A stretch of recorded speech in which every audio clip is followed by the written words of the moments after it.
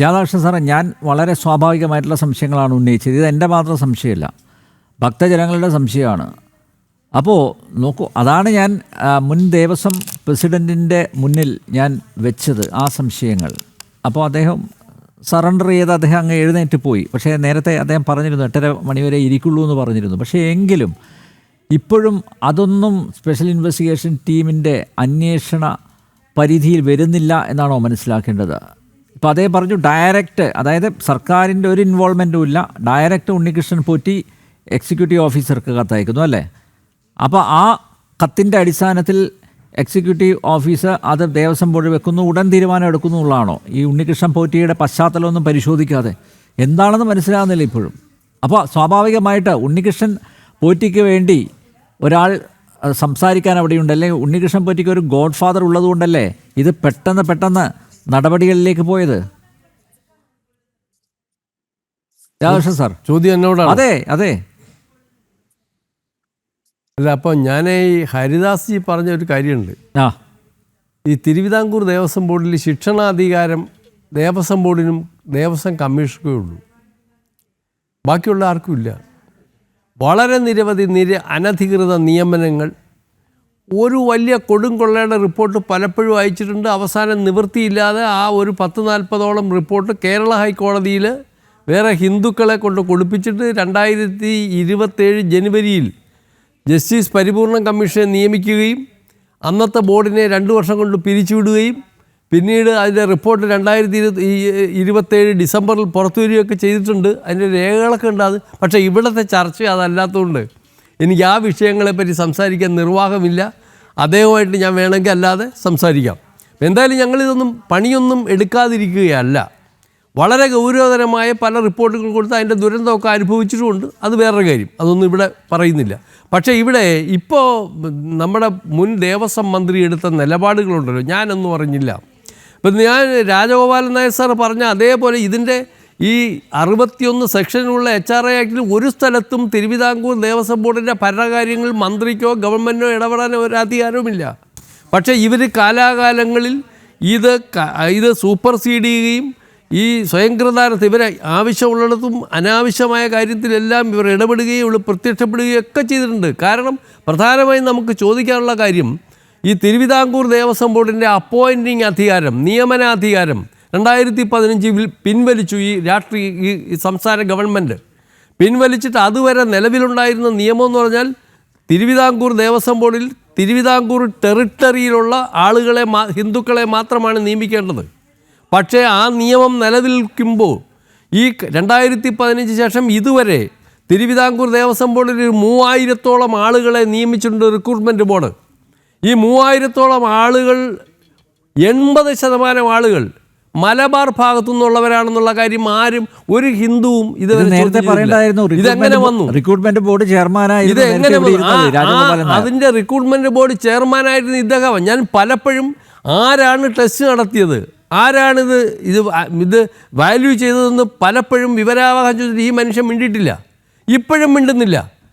ആ കാര്യത്തിൽ ഒരു അന്വേഷണം നടത്തിയാൽ വളരെ കുടുങ്ങും. പിന്നെ മറ്റൊരു കാര്യം, ഇപ്പം മന്ത്രി ഒരു നിരപരാധിയായിട്ട് പറയണമല്ലോ.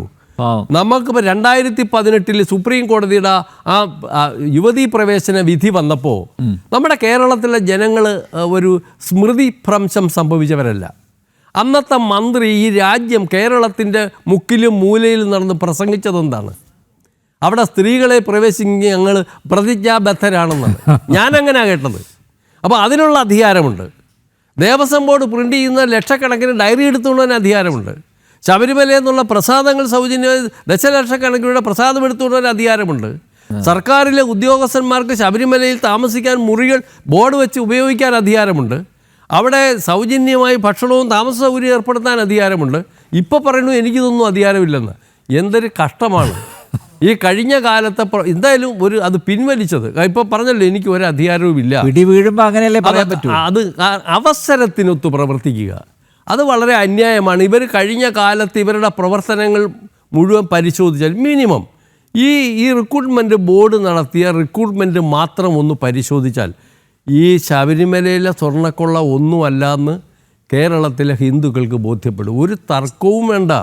കാരണം ഇതൊക്കെ പരിധി വിട്ട് ആ ഒരു നിയമവും നീതിയും ഇല്ലാത്ത നടപടികൾ ഇതിനകത്ത് അന്തർഭവിച്ചിട്ടുണ്ടെന്ന് വളരെ യാഥാർത്ഥ്യമാണ്. ഇപ്പോഴും ആരും അതൊന്നും ചോദ്യം ചെയ്യാൻ പോകുന്നില്ല. ആരാണ് ഇത് നടത്തുന്നത്, ആരാണ് പരീക്ഷ നടത്തുന്നത്? അപ്പം നിലവിലുള്ള ചട്ടങ്ങൾ ഇതല്ലേ? തിരുവിതാംകൂർ ടെറിട്ടറിയിലുള്ള ആളുകളെ അല്ലേ തിരുവിതാംകൂർ ദേവസ്വം ബോർഡിൽ നിയമിക്കേണ്ടെന്നുള്ള ചട്ടങ്ങൾ ഇപ്പോഴും മാനുവലി ഇതിപ്പോഴും ആക്ട് നിലവിലിരിക്കുക. അപ്പോഴാണ് ഈ പണികളൊക്കെ ചെയ്യുന്നത്. അപ്പോൾ എന്നിട്ട് ഇപ്പോൾ പറയുകയാണ് ഞങ്ങൾ ഇതൊന്നും അറിഞ്ഞിട്ടില്ല, എനിക്കൊരു അധികാരവുമില്ല, ഫയൽ ഒരു കാര്യം ഞാൻ അനിൽ നമ്പ്യാരോട് പറയാം. ആ കാലത്ത് നമ്മുടെ തിരുവനന്തപുരം ജില്ലയിൽ നിന്ന് നമ്മൾ തിരുവിതാംകൂർ ദേവസ്വം ബോർഡ് ഉണ്ടായ കാലം മുതൽ ദേവസ്വം ബോർഡിൻ്റെ വളരെ ഒരു ധർമ്മ പ്രവർത്തനമാണ് നമ്മുടെ ധർമ്മ വഴിക്കുള്ള ഈ ഭാഗവതത്തിൻ്റെയും ഭഗവത്ഗീതയുടെയൊക്കെ നമ്മുടെ രവിവാര പാഠശാലകൾ 750ഓളം ക്ഷേത്രങ്ങളിൽ രവിവാര പാഠശാലകൾ പ്രവർത്തിച്ചിരുന്നു. ആ ക്ഷേത്രങ്ങളിൽ ഇതിനെല്ലാം ഗ്രാൻഡ് നൽകിയിരുന്നു. ഈ കാലത്ത് എത്ര എണ്ണം, അത് 300 350 ചുരുങ്ങിയുണ്ട്, അത് സമ്മർദ്ദം ചെലുത്തിയും അതെല്ലാം അവസാനിപ്പിക്കുകയും അടയ്ക്കുകയും ചെയ്ത് ആരാന്ന് വിശദമായൊരു പഠനം നടത്തിയാൽ അപ്പം മനസ്സിലാവും ഇത് ഈ നാട്ടിൽ നടന്ന ഹിന്ദുധർമ്മ സ്ഥാപനങ്ങൾക്കെതിരെ ഇവർ നടത്തിയ ആക്രമണങ്ങൾ എത്രയാണെന്ന് നമുക്ക് മനസ്സിലാവും. പിന്നീട് കുറച്ചൊക്കെ റിവൈവ് ചെയ്യാൻ ശ്രമിച്ചിട്ടുണ്ട്. പക്ഷേ അതുപോലും ചെയ്തിട്ടുള്ളവരാണ് പറയുന്നത് ഞങ്ങൾ ദേവസ്വം ബോർഡിലെ ഒരു കാര്യത്തിനും പോയിട്ടില്ല, ഒന്നിനും ഞങ്ങൾക്ക് അധികാരമില്ല. എന്തായാലും ഒരു നല്ല സൈനാണ്. കാരണം ഇപ്പോഴുള്ള മന്ത്രി കൂടെ ഒന്ന് പാലിച്ചാൽ കൊള്ളാം. ഈ നേരത്തെയുള്ള ബോർഡുകാരുടെ കാലത്ത് ഇതുപോലെ മന്ത്രിമാരും ഗവൺമെൻറ്റും ഒന്നും അവിടെ അധികാര അതിപ്രസരത്തിന് വന്നിട്ടില്ല. അന്ന് കുഴിച്ചുമൂടിയ മാത്രമല്ല 1999 അന്ന് 3 രൂപ 20 പൈസയ്ക്ക് 250 ഗ്രാം അരവണയുണ്ടാക്കി നമ്മൾ വിറ്റിരുന്ന സ്ഥലത്ത് മെക്കനൈസ് ചെയ്തപ്പോൾ അത് 10 രൂപ 50 പൈസയ്ക്ക് 7 വർഷത്തേക്ക് കുത്ത കൊടുത്ത് പഞ്ചമിക പാക്കിന് കുത്ത കൊടുത്ത് ഈ സ്ഥാപനത്തിന് കോടിക്കണക്കിന് രൂപയുടെ നഷ്ടം വരുത്തിയവരാണ്. അതൊക്കെ അന്ന് പരിപൂർണ കമ്മീഷൻ വിലയിരുത്തുകയും ആ കമ്മീഷൻ അതിനകത്ത് വളരെ സ്ട്രോങ് ആയിട്ട് നിലപാടെടുക്കുകയും പക്ഷേ ആ റിപ്പോർട്ടുകളൊന്നും അതിലെ ശുപാർശകളൊന്നും നടപ്പാക്കാൻ ഇപ്പോഴും അവർ തയ്യാറായിട്ടില്ല.